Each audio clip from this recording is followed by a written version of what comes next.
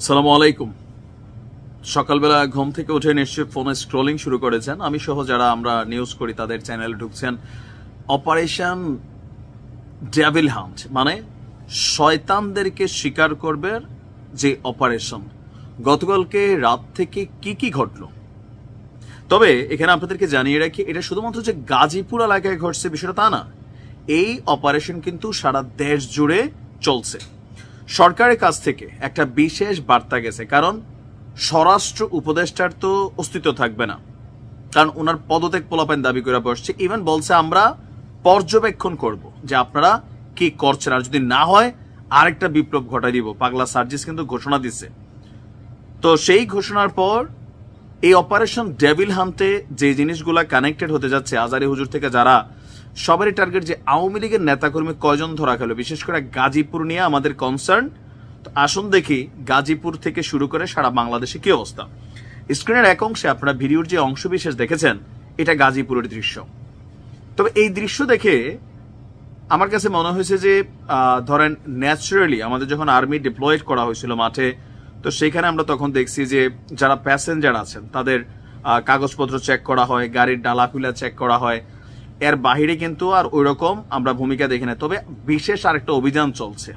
এক টিম যখন রাস্তায় আপনার এগুলো করছিল, আরেক টিম যারা সন্ত্রাসী কর্মকাণ্ডের সাথে জড়িত ছিল, বিভিন্ন সময় মামলার আসামি ছিল, তাদেরকে ইভেন জুলাই আগস্ট বৈষম্য বিরোধী যে ছাত্র আন্দোলন, ওই সময় যারা নেগেটিভ ভূমিকা রাখছিল আওয়ামী লীগের নেতাকর্মীরা, তাদের বিরুদ্ধেও কিন্তু পুলিশ এবং র্যাব, আমাদের আইন শৃঙ্খলা বাহিনী, সেনাবাহিনী সবার অভিযান চলছে।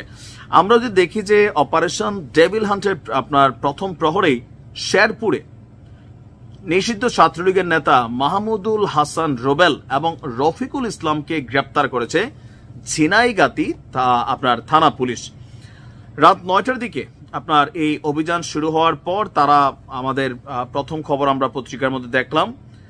আর এরপরে আমি যদি আপনাদেরকে একটু দেখাই, আর আমি যখন এই নিউজটি রেকর্ড করছি, মোটামুটি বাংলাদেশের প্রথম সারির সবগুলো গণমাধ্যম, এখন রাত প্রায় আপনার বাজছে বাংলাদেশ সময় ভোর 5টা। তো এই সময় পর্যন্ত গণমাধ্যম থেকে প্রাপ্ত এমনি অনেক জায়গায় অনেক নিউজ আসতেছে, বাট আমরা এগুলাকে অথেন্টিক ধরছি না, কারণ মূলধারার গণমাধ্যমে যখন কোনো নিউজ না আসে, এটার আসলে সত্যতা যাচাই নিয়ে একটু ঝামেলা হয়।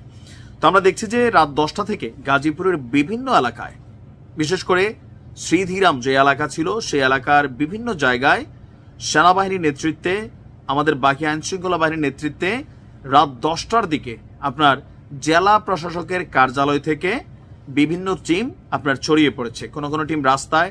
তবে এইভাবে কি আসলে বলে কয়ে ডেভিলদেরকে খুঁজে বের করা সম্ভব? ধরেন যিনি বের হচ্ছেন তিনি কি মানে প্রকাশ করবেন বা পরিচয় দিবেন আমি ডেভিল? আর হুন্ডার লাইসেন্স কাগজপত্র যেগুলো দেখা হচ্ছে গাড়িতে, যে আলাদা কোনো মানে মেশিনারিজ আছে কিনা, এটার অবশ্য একটা যৌক্তিক কারণ আছে। উপদেষ্টা আসিফ বলছিলেন অবৈধ অস্ত্র উদ্ধারেও চিরুনি অভিযান করবে এই যৌথ বাহিনী। তার মানে আমরা এখন যখন ব্যাগ ট্যাগ, গাড়ির বিভিন্ন ডিক্কি এগুলা তল্লাশি দেখছি পুলিশ এবং সেনাবাহিনীর, দ্যাট মিনস অবৈধ যে অস্ত্রগুলি আছে সেগুলো উদ্ধারের জন্য। কারণ গতকালকে যে গুলির ঘটনা ঘটছে, এই মেশিনারিজ কারোর কাছে আছে, বৈধ অবৈধ লুট হওয়া যাই হোক, এই অস্ত্রগুলো এখন খোলা বাজারে ঘুরতেছে। সো ওই অস্ত্রগুলো উদ্ধারও কিন্তু জরুরি। কারণ গতকালকে আরেকটা ঘটনা হচ্ছে, পুলিশ গেছিল একটা অপারেশনে, সেখানে হাতে বন্দুক থাকা সন্ত্রাসীদের হাতে পুলিশই লাঞ্ছিত হয়েছে। কেন? তাদের কাছে মেশিনারিজ আছে। সো নানান ওয়েতে, বাট আওয়ামী লীগ বার এর বাহিরে আমি ভোর 5টা বাজে, এরপরে হয়তো আরো অনেক তথ্য সামনে চলে আসবে, বাট এই পর্যন্ত আমি আর এর বাহিরে কোথাও খবর পাইনি। তবে সারা দেশে খুব টাইট সিচুয়েশন, গোয়েন্দা তথ্য, নজরদারি এগুলো চলছে। তো আজকে সারাদিনের আপডেট হয়তো আমি পরের নিউজে আপনাদেরকে জানাইতে পারবো। তবে রাস্তাঘাটে এই মুহূর্তে যারাই রাতের বেলা বের হয়েছে, সবাইকে চেকিং এর কবলে পড়তে হচ্ছে একাধিকবার। তারপর আমরা চাই বাংলাদেশ সন্ত্রাস মুক্ত অবস্থায় থাকুক, নাকি 2 নম্বর মেশিনারিজ, অবৈধ অস্ত্র যাদের কাছে আছে, এগুলা উদ্ধার হওয়া জরুরি।